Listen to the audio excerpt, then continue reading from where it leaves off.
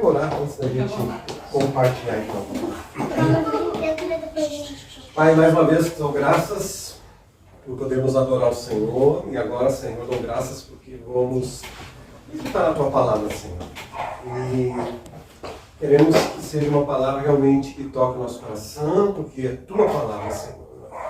Não vamos ler qualquer livro, é a palavra do Senhor. Então abrimos o nosso coração para que a Tua palavra seja como de fato é uma espada que penetra o nosso ser e nos dá discernimento, e nos dá direção, nos cura, restaura e também nos exorta e diverte. Abençoa esse tempo aqui em nome de Jesus. Amém.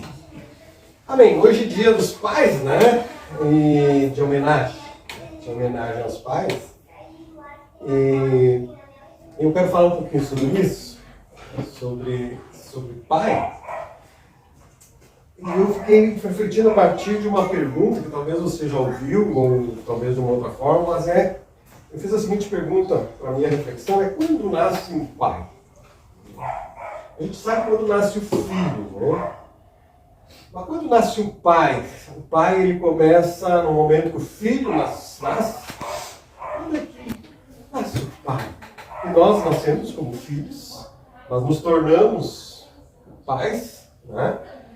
Mas eu gosto de pensar nesse nascimento, nesse momento em que nós nos tornamos pai. Ou quando em maio, homenagem às mães aí, né? Pessoalmente, eu nasci pai quando a Ivone falou, tô grávida, pronto, sou pai. Já naquele momento, para mim, eu já sou pai. Né? Então, já ainda as filhas na barriga da mãe já conversavam, aquelas coisas, né? De pai bobo assim, eu era bem assim, né? Sempre foi um pai meio bobão assim, né? Dá pra dizer que já é pai quando casa mesmo, porque ali já tá formando a família mesmo. Vai casar, mas ainda já vai começar. Mas ainda não tem filho, então. Mas quando a Ivone ficou grávida, agora eu sou pai. Então ali eu já comecei a me transformar minha mente a pensar como pai. E ainda eu tenho um tempo, né? Até minha filha nascer, eu tenho um tempo para eu me preparar, né? Para ser um pai, então, né? Me preparar psicologicamente, me preparar, quer dizer, organizar a família, né? As coisas e tal, e não. Mas principalmente me preparar. Bom, vou ser pai, já sou pai, agora eu quero ser um bom pai, né? Eu dou graças a Deus porque eu tenho uma boa referência de casa do meu pai. Então, para mim, isso foi um ponto positivo. Eu tinha uma referência boa. Meus irmãos também mais velhos, que eram pais, então tinha uma referência boa. Mas, repito, eu nasci pai antes da Eveline, no caso, nossa primeira filha, para quem não sabe, nossa filha, né, mais velha. Antes dela nascer, eu já... Então, quando ela nasceu, quando eu vi ela lá no hospital, eu digo, ela estava de aniversário essa semana, eu disse, foi amor à primeira vista, né? Vi ela lá no hospital, de madrugada, né? Repito, eu sou meio bobão em relação a isso, assim, né? Eu sou bem, gosto de transmitir esse amor, de fato, né? Mas eu me tornei pai, então, nasci pai, e tem um casal de amigos nossos, irmãos em Cristo também, que eles fazem o quê? Acho que uns 2, 3 anos atrás, eles estavam querendo ter filhos e não podiam. Tentavam, fizeram tratamento e não podiam ter filhos. E aí decidiram adotar. Mas a dificuldade de adoção de crianças pequenas é muito difícil. Burocracia, muita gente quer ter, então tem muita concorrência, vamos dizer assim, né, para ter um filho. E eles decidiram, então, fazer uma adoção tardia. Quando eles adotaram, então, uma adolescente. Eu achei eles um casal, assim, o que eles têm na mulher, uns 30 anos. 30 e poucos. 30 e poucos. Não é mais velho. 35 por aí. Né? E eles, bem alemão, assim, a moça com o cabelo mais escuro, então dá pra ver que não é filho natural deles, né? Mas, e nós acompanhamos eles no Facebook, as notícias, tem que ver o amor deles por aquela moça, né? De pai mesmo. E a alegria dele, quando ele falou lá em casa, que eles vieram ficar hospedados lá em casa, né? E quando eles vieram, então, para levar ela, para ela passar um tempo lá, dizendo assim, eu vou ser pai. Os olhos dele assim, eu vou ser pai. Né? Então ele, a alegria dele é de dizer, eu tenho uma filha. Né? Então, mas eles foi uma adoção, uma paternidade diferente, né? Não foi biológica ali, foi uma decisão deles em pegar uma moça já, né? Com todo o seu histórico.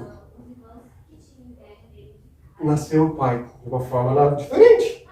O nascimento de um pai é diferente, né? Agora eu fiquei pensando, num contraponto, desculpa, é um dia hoje de festa, tá? Mas quando morre um pai? Meus pais já são falecidos, né? Mas quando é que morre um pai? Para mim, nunca. Meus pais estão vivos, eles não estão aqui comigo. Mas eles estão vivos, meus pais nunca morrem, não morreram, eles estão em Cristo, estão vivos. Os pais nunca morrem. Sempre estão vivos na minha memória. Vivíssimos no meu coração. Eu gosto de um pensamento que alguém disse, né? Deveria ter de tempo em tempo, uma visita no céu só para dar um abraço nos pais, né? Ir lá visitar minha mãe, visitar meu pai, dar um abraço, ouvir os conselhos e voltar. Seria tão bom se isso fosse possível, não é? A gente ir lá e passar uns 10 minutinhos já seria demais, né?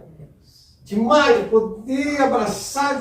Eu, só de pensar nos meus pais, eu sinto o cheiro. Não sei se vocês têm isso, eu sinto o cheiro da minha mãe. O cheiro dela é um cheiro diferente. Ninguém tem, né? O cheiro de mãe, o cheiro de pai é um cheiro diferente, né? Não é perfume, nada. Aquele relacionamento fraterno, né? Carinhoso, agradável, né? Mas cada um de nós tem a sua experiência de paternidade. Não estou dizendo que é pior ou melhor. Não, cada um tem. Cada um lida com seus traumas, com as suas alegrias, né? O que eu estou me referindo é, talvez você que é pai, né? Hoje, falando de pai, né? E hoje tive a alegria de ter a filha lá em casa, então almoçar com a gente, né? Já no aniversário dela essa semana, é uma maravilha, né? Mas geralmente no dia dos pais ou no dia das mães, geralmente se salienta algumas coisas que se espera dos pais. O pai presente, o pai trabalhador, o pai provedor, né? Que você seja... Se vocês perceberam, quando eu vou falar nessas datas, eu procuro falar de uma forma diferente. Eu procuro olhar da perspectiva de nós filhos. E não dizer para os pais, você tem que ser assim, você tem que ser assim. Talvez as mães gostariam que eu falasse, né? Fala, aproveita a data e dá. Ou os maridos, né? Fala, aproveita a data e dá. Não, eu prefiro ver o valor que tem um pai, salientar o valor que tem uma mãe, né? Salientar o valor que tem um pai. Por que eu faço isso? Porque, em geral, olha, isso eu vou repetir para vocês, nós nos cobramos muito. E sempre há uma tensão no nosso coração de querer ser um pai maravilhoso, né? E tal, e a dificuldade a gente conseguir alcançar. Então essa tensão é sempre permanente. A mesma tensão, ou digamos uma tensão semelhante a que você tem como cristão. Você olha assim, eu quero ser mais parecido com Cristo. E aí você fracassa, né, como cristão, e aí você, não, mas eu tenho esse ideal, eu quero ser mais parecido com Jesus, eu vou me esforçar. Assim nós como pais, né? E quando alguém ainda coloca para nós a Deus como modelo de pai, aí a frustração é muito grande. Porque colocar, seja um pai como Deus é pai. Gente, não tem como. Exigir demais de nós pais, né? Exigir demais de nós. Mas nós já nos cobramos isso. Quando vem uma cobrança ainda, né? É difícil para nós. É difícil para nós. É difícil para nós. Eu vi eu assisti um vídeo essa semana, um pequeno vídeo de um pai, e ele estava preparando as malas assim para ir viajar, e a filhinha pequena dele, assim, não sei a idade, mas assim, digamos entre 5 e 10 anos, uma menina, né, chegou e disse assim, pai, mas você já vai viajar de novo, pai? Ele disse, pai, filha, eu tenho que trabalhar, eu tenho que fazer as malas, eu tenho que trabalhar. Mas por que tu tem que ir trabalhar, viajar para trabalhar? É que com o meu trabalho eu consigo sustentar vocês, para ter a casa, para ter a roupa, para ter comida. Então por isso que eu preciso ir trabalhar. Né? Diz ela assim, pai, mas se eu comer menos, os filhos ficam em casa? Se eu comer menos, tu não vai viajar? Se eu comer menos. Essa tensão, e aí ele diz, e agora, né? E agora? E ele acabou fazendo a mala e indo viajar. Compromisso. E também, às vezes, aquela questão, digamos, de ter um padrão, de ter uma... perante as outras pessoas também, ter uma representação, né? Eu sou fulano de tal, então para algumas pessoas isso é importante, né? Por outro lado, eu vi a história de um rapaz que ele já em relação à esposa, a esposa dele fez uma cirurgia, ele estava de férias, e a esposa dele precisou fazer a cirurgia, e ele cuidou dela durante as férias, mas ele precisou voltar para o trabalho. E aí, ele era militar, e aí ele voltou no dia para o trabalho, daí o comandante dele disse assim, não, se tu fosse uma pessoa realmente dedicada, tal, você tinha que ter voltado um dia antes, para valorizar aquilo que é importante, as coisas que são principais na tua vida.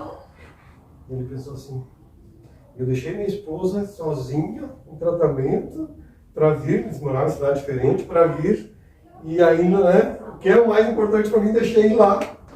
Aí ele pediu demissão, e, enfim, seguiu uma outra carreira e se deu bem, né? Isso que ele está falando, se deu bem, né? Então está falando, né? Mas aquelas prioridades, é difícil essa atenção para nós como pai, as prioridades, eu tenho que fazer isso, mas eu tenho essa situação, eu tenho aquilo, né? No livro de Provérbios, eu percebi que Salomão, ele fala muito, usa muita expressão, meu filho, né?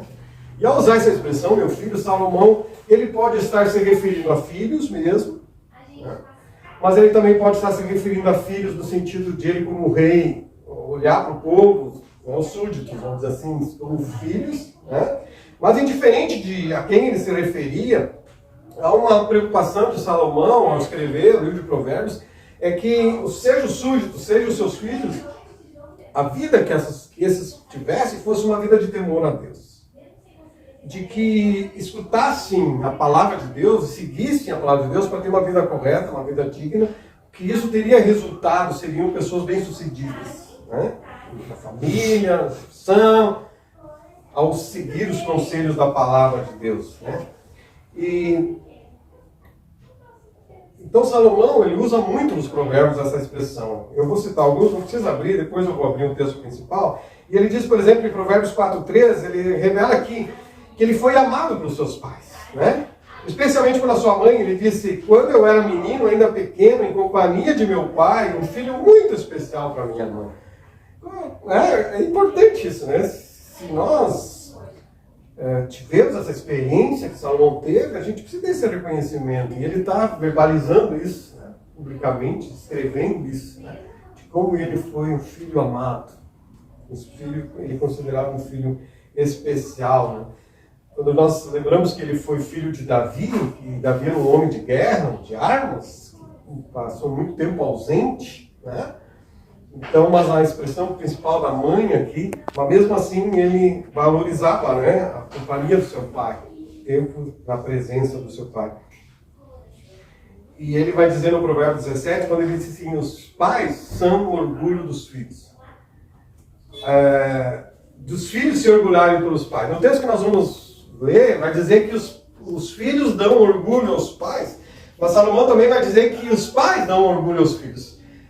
Por exemplo, na minha experiência pessoal, para nós, eu digo por todos, eu e os meus irmãos, para nós é uma honra ser chamado, no caso do nome do meu pai é Ramon, não Ramon, é Ramon, né? De origem polonesa. Para nós é uma honra se alguém dissesse, esse é o filho do Ramon. Para eu como filho, esse é meu pai. Entendeu? Então Salomão também disse, é um orgulho o filho se orgulhar no seu pai. Veja o peso que está sobre nós pais, né? Por isso que não precisa ninguém mais dizer para nós, olha, você precisa ser um pai assim.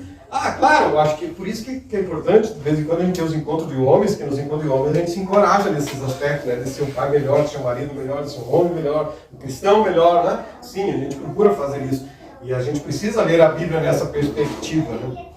Agora, nós olharmos o texto da palavra de Deus, o que se salienta principalmente no livro de Provérbios é o filho ser sábio e não ser um tolo. Vamos ler então Provérbios 23.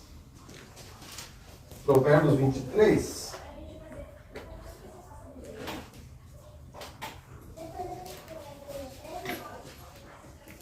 Eu vou ler numa versão diferente um pouco, vou ler na Bíblia Viva, mas a gente vai ler do verso 15 ao 25. Não é tão diferente, provavelmente não vai ser muito diferente da versão que tu tens, tá? Então, leiamos, eu gosto de dizer isso, leiamos na perspectiva de filhos, né? Que todos somos, certo? Provérbios 23 diz assim, do verso 15 ao 25, diz assim, Meu filho, ficarei muito feliz se você se tornar um homem de bom senso. Meu coração ficará alegre ouvindo suas opiniões inteligentes e firmes. Não inveje o sucesso dos pecadores. Ame e obedeça ao Senhor com toda a confiança, porque Ele lhe dará um futuro alegre, cheio de paz. Você nunca ficará decepcionado confiando no Senhor. Meu filho, ouça meus conselhos e tenha juízo. Ande sempre pelo caminho do Senhor. Não se meta com pessoas que só pensam em comer e beber. Eles ganham seu dinheiro nas farras e acabam na pobreza. Bebem demais, caem no sono, não trabalham e acabam a vida como mendigos. Ouça os conselhos de seu pai e aproveite a sabedoria de sua velha mãe. Por todos os meios possíveis, torne-se um homem que conhece e entende a vida. Não desperdice sua sabedoria. Assim, seu pai e sua mãe se alegrarão e terão orgulho de você. Sim, eles ficarão muito felizes de ter um filho como você, correto e ajuizado. Aí, né? Eu leio esse salmo, estou falando para mim, como filho, eu disse, puxa, eu tinha que ter conhecido isso na minha adolescente, na minha infância, eu tinha que ter, não tive esse privilégio de conhecer a palavra, né? Fui conhecer já como jovem, né? E também não tive meus pais como crente, mas pessoas de bem, corretas, honestas, de princípios, de valores, que me ensinaram muitas coisas, mesmo não conhecendo a palavra de Deus. Mesmo não conhecendo, me ensinaram muitas coisas. Mas quando eu leio isso, esses textos, eu disse, poxa, eu não fui o filho que deu muito orgulho para meus pais. Eu me orgulho muito dos meus pais. Não sei, eu acredito que eles se orgulham muito de mim. Eu deixei de seguir muitos conselhos do meu pai, principalmente ali na adolescência, né? Meu pai dava um conselho, eu disse, não, sou de uma outra geração, melhor ouvir os conselhos dos meus amigos, né? Como disse alguém, quando um pai fala com um adolescente ali com 15 anos, pai, tu não sabe as coisas. Aí passou ali 7, 10 anos, o filho olha para trás e diz, meu pai lá era sábio, né? Ou aqueles conselhos lá de trás, assim, como meu pai amadureceu, ele aprendeu bastante nesse tempo, né? Na verdade, é nós que fomos melhorando e aprendendo na vida. Né? E aqui nesse texto, resumidamente, nós vamos ver que um conselho que o texto dá é que nós possamos ouvir o nosso pai. Eu gostava de conversar com meu pai. Meu pai contava histórias, eu gostava de sentar com ele assim. Eu conversava mais com a minha mãe, é verdade. A minha mãe era mais aberta, assim, né? Mas eu gostava de conversar com meu pai, sentar assim, tomar um chimarrão, conversar com ele, né? As experiências deles, as histórias, porque mesmo quando nossos pais não têm o conhecimento bíblico para nos instruir, mas eles têm as experiências. É o que o texto nos diz. Ouça pelo menos as experiências deles e aprenda com as experiências. Aprenda com as experiências. Né? Aprenda. Claro que cada um de nós vai ter as suas próprias experiências. Né? Em segundo lugar, o que o texto nos diz que vai alegrar o nosso pai é ter um filho correto. Repito, eu devia ter ouvido mais meus pais em alguns aspectos da vida. Né? Devia ter ouvido mais. E hoje, se eu ouvisse, não sei se eu daria ouvido, porque a gente, infelizmente, é assim, né? Estaria com meus pais hoje, talvez ainda eu teimaria dizendo, não, mas pai é de outra geração, né? Talvez ainda eu cometeria as mesmas questões, né? Mas eu gostaria de poder conversar com eles de novo, né? Muito. Ouça seus pais, né? Procure ter uma vida correta, isso alegra. Gente, isso que eu estou falando não é novidade para nenhum de nós. Nenhum de nós. A Bíblia, você vai ver, a Bíblia ela repete várias vezes as mesmas coisas. Porque, infelizmente, nós, seres humanos, continuamos precisando aprender por repetição. Precisamos ouvir de novo, ouvir de novo, ouvir de novo, de uma outra forma, né? De outra pessoa, a mesma coisa, e aí, de repente, opa, é assim. Então, eu falar aqui pela Bíblia que você precisa ter uma vida correta, isso é novidade? Não é novidade. Não, mas a Bíblia está reiteradamente dizendo uma vida correta agrada a Deus, agrada aos teus pais. E vai ser agradável a você, porque o maior beneficiado de ter uma vida correta, de tomar decisões sábias, é você. Sou eu. Né? É a tua família. Então é importante parar para ouvir, né? E o texto também vai dizer que isso alegra nossos pais, como falei, que a palavra principal é a questão de sabedoria. E, gente, essa é uma sabedoria, tem dois tipos de sabedoria, resumidamente. Uma que a gente aprende no mundo, pela experiência, pela convivência, mas há uma sabedoria que vem de Deus. Há uma sabedoria que vem de Deus. E a sabedoria que nós precisamos é uma sabedoria que ela tem que nos ajudar a fazer as coisas corretas, mas também ter sabedoria para evitar o erro, evitar coisas erradas, né? Evitar. E evitar tantas coisas que se aproximam de nós. Né? Quero repetir um texto que eu já disse outras vezes, que diz em Efésios, que diz o seguinte: filhos, obedeçam aos seus pais no Senhor, porque isto é bom. Honra teu pai e a tua mãe, é o primeiro mandamento com promessa para que tudo corra bem para você e você viva muito tempo na terra. É um texto que nós, filhos, eu mesmo que meus pais não estejam vivos, eu preciso continuar honrando meus pais para que eu viva bem e muito tempo na terra. Isso é palavra de Deus. E nós precisamos, eu, como pastor, preciso repetir, lembrar vocês disso. Vocês precisam lembrar disso. Que você continua sendo filho. Precisa continuar honrando os pais. Porque há promessa nisso, gente. Precisam levar a sério isso, há promessa nisso. A promessa de Deus nessa, né? O princípio de Deus. Quando os textos que eu li, eu percebo, que eu estou chegando ao final aqui, eu percebo o seguinte, que quando o filho tem uma vida correta, temente a Deus, a percepção que eu tenho, eu acho que não estou enganado, a percepção que eu tenho, um filho que tem uma vida correta, ele alegra a mãe e dá orgulho ao pai. É diferente. A mãe, ela mais se alegra do que se orgulha. O pai mais se orgulha do que se alegra. Aquela coisa assim, né? A mãe, aquela coisa mais de alegria, né? E os pais, os filhos, aliás, os pais, eles amam os filhos e os filhos honram os pais. Uma forma dos filhos amar os pais é honrando. Porque os pais amam os filhos. Chegando ao final, eu ouvi uma história de uma jovem que, na experiência dela, ela teve um mau pai. Um pai agressivo, verbalmente, com palavras, um pai ausente em momentos importantes da vida dela, né? E isso gerou nela muitos traumas. Eu conheço pessoas, não somente essa moça que eu ouvi, mas eu conheço pessoas que tiveram experiências, ou com a mãe, ou com o pai, experiências difíceis assim, né?